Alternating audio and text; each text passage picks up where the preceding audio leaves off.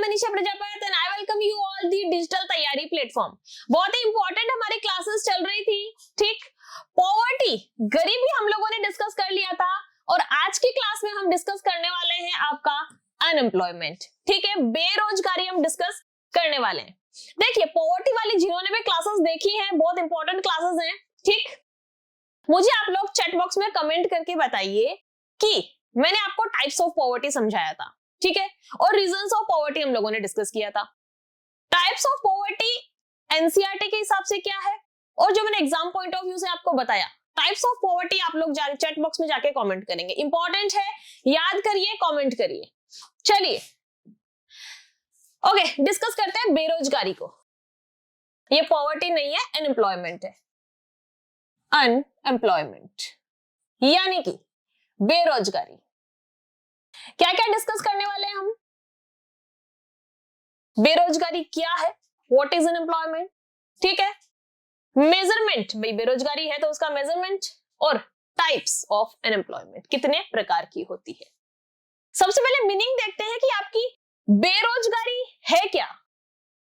What is unemployment, बेरोजगारी क्या है, व्हाट इज अनएम्प्लॉयमेंट।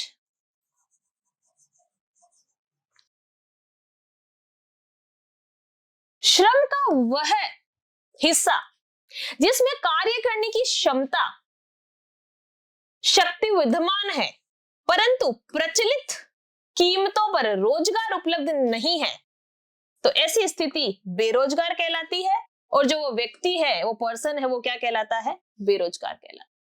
यहां से दो तीन पॉइंट आप लोगों के सामने निकल के आए। देखिए, सबसे पहले यहां पर लिखा है कि श्रम शक्ति का वह हिस्सा जिसमें कार्य करने की शक्ति विद्यमान है, यानी कि हम बात कर रहे हैं यहां पर 15 से 49 वर्ष के बीच जिनकी आयु है, वो क्या है, श्रम शक्ति है, ठीक है। इनके पास भी क्षमता है, कमा सकते हैं ये, ठीक। लेकिन हो क्या रहा है कि उन्हें प्रचलित कीमतों पर रोजगार उपलब्ध नहीं है। ऐसा नहीं है कि रोजगार उपलब्ध नहीं है, हालांकि रोजगार उपलब्ध है, या हो सकता है काफी जगह नहीं भी हो, लेकिन अगर रोजगार उपलब्ध भी है तो उचित कीमतों पर उपलब्ध नहीं है, तो वो भी क्या है, बेरोजगारी है। श्रम शक्ति जिसमें क्षमता है, वो काम कर सकती है, कैपेसिटी है, ठीक, लेकिन प्रचलित कीमतों पर रोजगार नहीं मिल पाता है, तो वह बेरोजगारी है, अनएम्प्लॉयमेंट है। और जो बंदा बेरोजगार है, वह व्यक्ति बेरोजगार कहलाता है या अनएम्प्लॉयड कहलाता है, ठीक। यह डेफिनेशन है, थोड़ी सी और क्लियर हो जाएगी आपकी डेफिनेशन। देखिए, बेरोजगारी एक है आपकी ऐच्छिक बेरोजगारी और एक है आपकी अनैच्छिक। ऐच्छिक का मतलब हो गया कि मान लीजिए कोई बंदा है, इसका एग्जांपल ले रहे हैं हम, कि जिसमें कार्य करने की क्षमता है, यानी मान लीजिए कोई कंप्यूटर से रिलेटेड काम है, तो एक बंदा है जिसको कंप्यूटर ऑपरेट करना आता है, वो एलिजिबल है, वो काम कर सकता है, यानी कि जिसमें कार्य करने की क्षमता है। और उसने कहा कि मैं 1 महीने काम करूंगा, दिन के 8 घंटे काम करूंगा और मुझे 20,000 रुपए चाहिए, तो प्रचलित मूल्य पर भी उन्होंने कहा ठीक है, कंपनी वाले ने बोला कि ठीक है, आपको 20,000 रुपए भी हम दे देंगे। लेकिन काम करने की इच्छा शक्ति नहीं है, काम करने की कैपेसिटी है, कार्य क्षमता है, एलिजिबिलिटी भी है, उचित मूल्य पर रोजगार भी उपलब्ध है, लेकिन कार्य करने की इच्छा नहीं है, तो ऐसी बेरोजगारी को कहेंगे ऐच्छिक बेरोजगारी, ठीक। और यही वाले पॉइंट्स यहां पे देखिए अनैच्छिक में, कि कार्य करने की क्षमता है, कार्य करने की इच्छा भी है, काम करना भी चाहते हैं, लेकिन प्रचलित मूल्य पर रोजगार उपलब्ध नहीं है, तो इसको बोलेंगे अनैच्छिक बेरोजगारी। बहुत ही सिंपल है, थोड़ा सा हमने क्या किया, डेफिनेशन को इलैबोरेट कर दिया, खोल दिया डेफिनेशन को, ठीक। एक ऐसा बंदा, ऐच्छिक बेरोजगारी वह है जिसमें कार्य करने की क्षमता है और प्रचलित मूल्य पर रोजगार भी उसको उपलब्ध है, लेकिन कार्य करने की इच्छा नहीं है, ऐच्छिक बेरोजगार है, ठीक।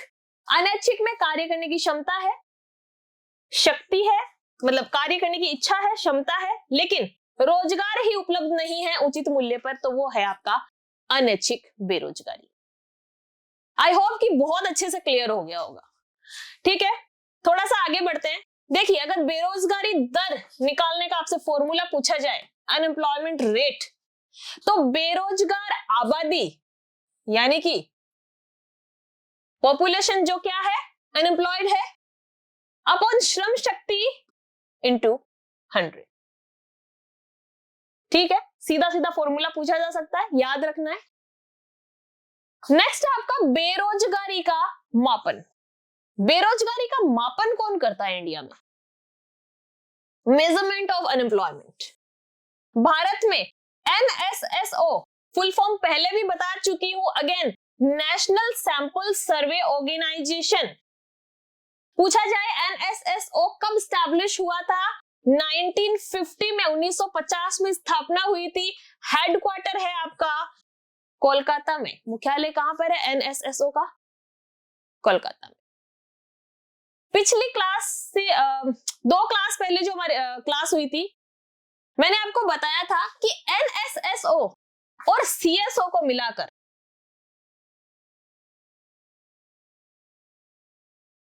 अब आपका आ गया है NSO। ठीक है, NSSO और देखिए इन दोनों को मिला दो, NSSO और CSO को मिलाकर हमारे पास में अब एक नया संस्थान आ गया है जिसको बोलते हैं NSO। NSO का फुल फॉर्म हो गया आपका नेशनल स्टैटिकल ऑर्गेनाइजेशन। ठीक है, राष्ट्रीय सांख्यिकी संगठन। पहले भी बता चुकी हूं क्लासेस में, आप लोग, मैं बता चुकी हूं क्लासेस में, आप लोग कमेंट सेक्शन में जाके कमेंट करिए कि NSO जो है वो कब बना, सिर्फ ईयर बता दीजिए। क्लासेस में बता चुकी हूं, बहुत ज्यादा इंपॉर्टेंट है इसलिए पूछ रही हूं, कमेंट करिए। चलिए, यहां तक समझ में आ गया कि बेरोजगारी का मापन कौन करता है। ठीक, चलिए नेक्स्ट। अब है मेजरमेंट किस आधार पर होता है। ठीक है, बेसिस ऑफ यानी कि मापन का आधार। बेरोजगारी का मापन का आधार पहला है आपका मुख्य सामान्य आधार, मेजर कॉमन बेस। नेक्स्ट है आपका वर्तमान साप्ताहिक आधार यानी कि करंट वीकली बेसिस। नेक्स्ट है आपका वर्तमान दैनिक आधार, डेली करंट बेसिस। अब इसके अंदर याद रखने लायक क्या चीज है, देखिए मुख्य सामान्य आधार की बात करें तो अगर कोई इंसान है उसको 365 दिन में से पूरे वर्ष में कितने दिन होते हैं? 365 दिन होते हैं। 365 में से 273 दिन अगर रोजगार मिल जाता है, कितने दिन की बात चल रही है भाई? पूरे साल में 365 दिन होते हैं, उसमें से अगर 273 दिन अगर उसको रोजगार मिल जाता है तो उसको बेरोजगार नहीं कहेंगे, याद रखना है। 365 में से अगर 273 दिन रोजगार मिला है किसी को तो वो बेरोजगार नहीं है। ठीक, साप्ताहिक आधार पर ध्यान से सुनना, अगर एक सप्ताह में 1 घंटे, हाँ बिल्कुल सही सुना आप लोगों ने, 1 घंटे अगर रोजगार मिल जाता है तो वो बेरोजगार नहीं है। ये मेजरमेंट है, पूरे हफ्ते में अगर 1 घंटा काम मिला है तो वो बेरोजगार नहीं है। 1 घंटा बिल्कुल सही है, बिल्कुल सही सुन रहे हैं आप। और अगर बात करें वर्तमान दैनिक आधार के बारे में, तो अगर दिन में 1 से 4 घंटे यानी कि आपका क्या हो गया, आधा दिन। ठीक है, आधा दिन यानी कि आपका जो हाफ डे होता है, और 5 से 8 घंटे ये क्राइटेरिया है, ये हो गया पूरा दिन। रोजगार मिला है तो वह बेरोजगार नहीं। ठीक, तो ये है हमारे मापन के आधार यानी basis of measurement of unemployment. ठीक है, बेरोजगारी के मापन के आधार 3 हैं। सबसे पहला आपका मेजर कॉमन बेस हो गया यानी कि मुख्य सामान्य आधार, दूसरा आपका वर्तमान साप्ताहिक आधार हो गया, और वर्तमान दैनिक आधार हो गया, और एलोबरेट करके हम लोगों ने अच्छे से देख लिया। चलिए आगे बढ़ते हैं। अब है आपका थोड़ा सा करंट से मैं आप लोगों को अपडेट कर दूं कि भारत में अनएम्प्लॉयमेंट 6.7%। ठीक है, आपको पता है हमारा देश दो भागों में एक तरीके से बटा हुआ है। आपका एक रूरल एरिया है, एक आपका अर्बन एरिया है। ठीक है, तो अर्बन में देखें तो 8.4%, 8.4%, और रूरल में देखें तो देखिए 5.9%। बताइए ज्यादा गरीबी कहां, ज्यादा बेरोजगारी कहां पर है? अपनी राय कमेंट सेक्शन में कमेंट करिए। ठीक है, परसेंटेज समझ में आ गया आपको? चलिए, टाइप्स ऑफ अनएम्प्लॉयमेंट, बेरोजगारी के प्रकार, गरीबी के प्रकार हम लोगों ने देखे थे। अगर वो आपको समझ में आए तो ये थोड़ा इजीली और जल्दी समझ में आएंगे। ठीक है, ज्यादा कोई मतलब अगर वो चीजें जो मैंने गरीबी में आपको पढ़ाई है टाइप्स ऑफ पॉवर्टी में, वो अच्छे से समझ में आ गई हैं, तो आप रिलेट कर पाएंगे टाइप्स ऑफ अनएम्प्लॉयमेंट से। ठीक है, देखिए यहाँ पर हम थोड़ा सा कैटेगराइज करेंगे कि विकसित देशों में जो बेरोजगारी होती है वो थोड़ी सी अलग होती है डेवलप्ड कंट्रीज में। ठीक, और विकासशील देशों की जो गरीबी होती है, बेरोजगारी होती है, वो थोड़ी सी अलग होती है।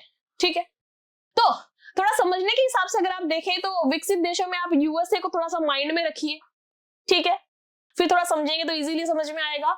और अगर डेवलपिंग की बात करें तो इंडिया को थोड़ा सा माइंड में रखेंगे तो ये भी कॉन्सेप्ट आपको थोड़ा सा इजीली समझ में आएगा। देखिए, विकसित देशों में देखें तो दो तरह की बेरोजगारी है। पहली है आपकी चक्रीय, साइक्लिक एम्प्लॉयमेंट, चक्रीय बेरोजगारी, जिसके अंदर पहली है प्रौद्योगिकी, दूसरी है आकस्मिक। चक्रीय बेरोजगारी में सबसे पहले प्रौद्योगिकी से यानी टेक्नोलॉजी से रिलेटेड। मान लीजिए थोड़ी सी कोई टेक्नोलॉजी चेंज हुई, जैसे अभी एआई आ रहा है। ठीक है, आर्टिफिशियल इंटेलिजेंस आ रहा है, बहुत ज्यादा खतरनाक चीज आ रही है हमारे मतलब आ चुकी है, आर्टिफिशियल इंटेलिजेंस आ चुका है आपके।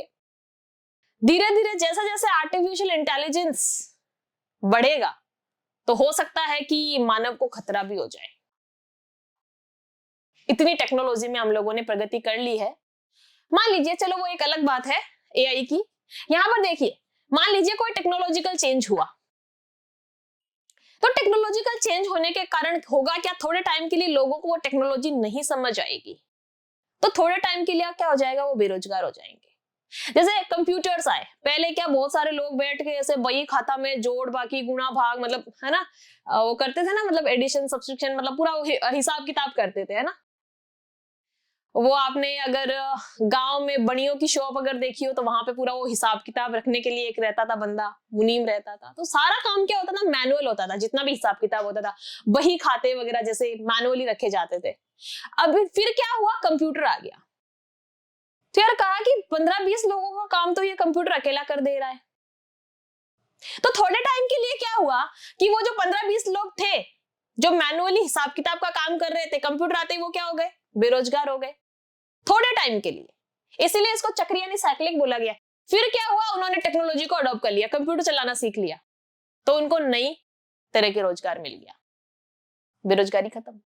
इसलिए इसको बोला गया है साइक्लिक। पूरी तरह से बेरोजगारी नहीं, साइक्लिक। थोड़े टाइम के लिए क्या हुआ, कोई टेक्नोलॉजी चेंज हुई, नहीं समझ में आई लोगों को, बेरोजगार हो गए। जैसे ही टेक्नोलॉजी को अडॉप्ट किया, कुछ नए अवसर, अपॉर्चुनिटीज हमारे सामने आ गई।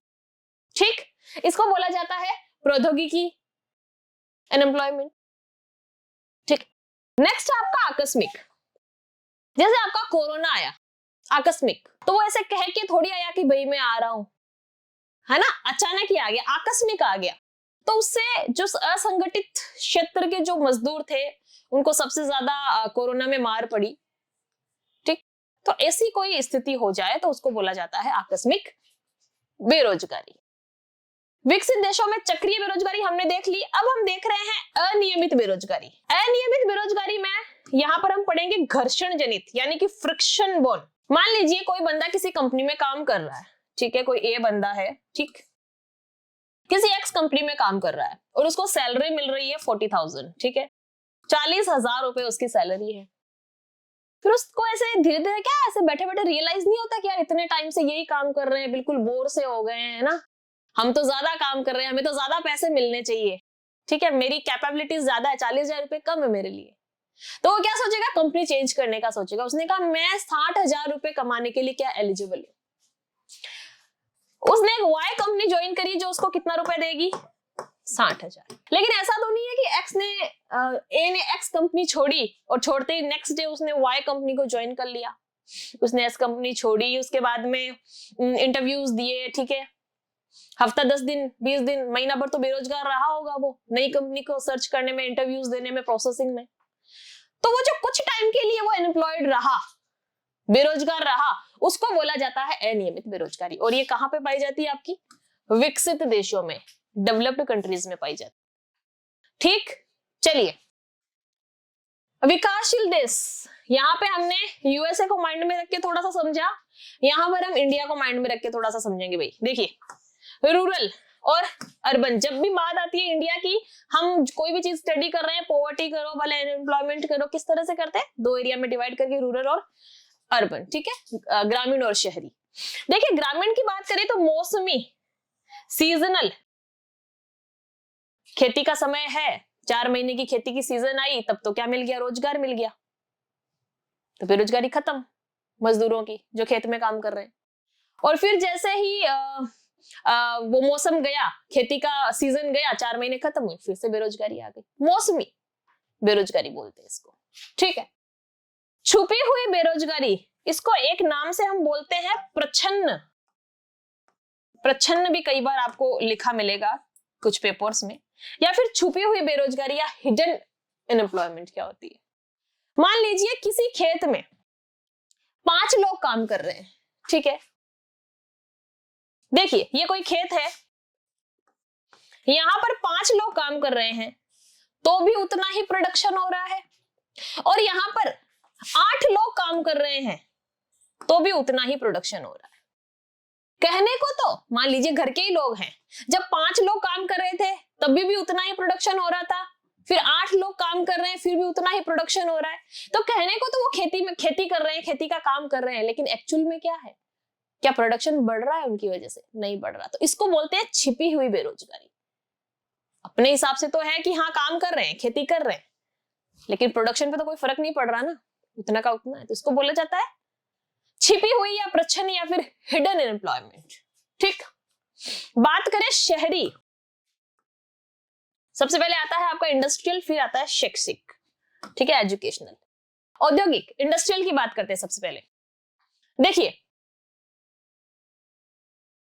आपको उसमें दिखाते हैं ना मूवीज में, कभी देखना, गांव का कोई बंदा होता है, वो शहर जाके ऐसे ट्रेन से उतरता है, किस लिए आता है? होगा शहर में कमाने के लिए। लेकिन एक दृश्य वो अपने सामने देखता है और क्या पाता है कि वहां पर भी फुटपाथ पर गरीब लोग सोए हुए हैं। तो क्या शहरों में इतना ज्यादा रोजगार है कि सबको रोजगार दे पाए? एक्चुअल में नहीं है। तो ऐसी जो बेरोजगारी है इसको बोला जाता है, यानी वो किसी फैक्ट्री में काम करने के लिए आया था कि चलो शहर चलते हैं वहां पर काम करेंगे, लेकिन आके देखा कि यहाँ पर भी इंडस्ट्रीज में क्या है, कोई मतलब वाली बात नहीं है, तो इसको बोला इंडस्ट्रियल। अब ये है आप लोगों से रिलेटेड, ठीक है, आप लोगों से, हम लोगों से, ठीक है ना। शैक्षिक बेरोजगारी, एक बंदा है जिसने भाई ग्रेजुएशन कर लिया, अब उसको बोलेंगे कि खेती करो, तो क्या वो खेती करेगा? नहीं करेगा। वो कहेगा नहीं, अब तो मैं इतना पढ़ लिख लिया हूं, मैंने यूजी कर लिया, पीजी कर लिया, पीएचडी कर लिया, अब तो क्या चाहिए? नौकरी चाहिए, खेती में काम तो हमसे नहीं होगा। वो शिक्षा के ही क्षेत्र में फिर कुछ करने का प्रयास करेगा, दूसरे काम वो नहीं कर पाएगा। और मान लीजिए वो 2 साल के लिए तैयारी कर रहा है, वो कहेगा कि भाई मैं 2 साल के लिए तैयारी करूंगा, ठीक है, 2 साल में सिलेक्ट हो जाऊंगा, गवर्नमेंट जॉब ले लूंगा और पूरी जिंदगी आराम। लेकिन वो जब 2 साल के लिए तैयारी कर रहा है, स्ट्रगल कर रहा है, तो वो क्या है? अभी बेरोजगार है। उसकी नौकरी लग जाती है, बहुत अच्छी बात है, लगनी भी चाहिए, सबकी लगनी चाहिए, मेहनत करने वालों की सबकी नौकरी लगती है, ठीक है ना। सफलता मिलती है लेकिन आपसे खून पसीना मांगती है, तो सफलता मिलती है, अगर उस लेवल के एफर्ट्स लगाए तो उसको सरकारी नौकरी मिल जाएगी और बेरोजगारी खत्म हो जाएगी। लेकिन जब तक उसने तैयारी करी तब तक क्या रहा? वो बेरोजगार रहा। इसको बोला जाता है शिक्षित बेरोजगारी। और सब लोगों को मिलती भी नहीं, मिल भी नहीं पाती, और फिर वो खेती वगैरह का काम भी नहीं कर पाते, तो वो फिर शिक्षित बेरोजगार है, ठीक है। तो ये हमारा कंसेप्ट था बेरोजगारी का, बहुत ज्यादा कॉम्प्लिकेटेड नहीं था, ठीक है, गरीबी बेरोजगारी इजी है एकदम, चीजें थोड़ी सी एक बार भी रीड कर ली तो समझ में आने वाली चीजें हैं, ठीक है, कोई रॉकेट साइंस है नहीं। तो पॉवर्टी और अनएम्प्लॉयमेंट वाला चैप्टर हम लोगों ने कवर कर लिया है, ठीक है। जिन्होंने पॉवर्टी देख लिया है अच्छी बात है, नहीं देखा है अच्छे से इस चैप्टर को कवर करिए, इजी है, क्वेश्चन बनता है तो फोकट के मार्क्स मिलेंगे आपको, ठीक है ना। एक बार रीड करोगे समझ में आ जाएगा। मिलते हैं नेक्स्ट वीडियो में। इतने ही इंपॉर्टेंट वीडियोस के लिए बने रहिए डिजिटल तैयारी यूट्यूब चैनल के साथ में। आज के लिए थैंक यू।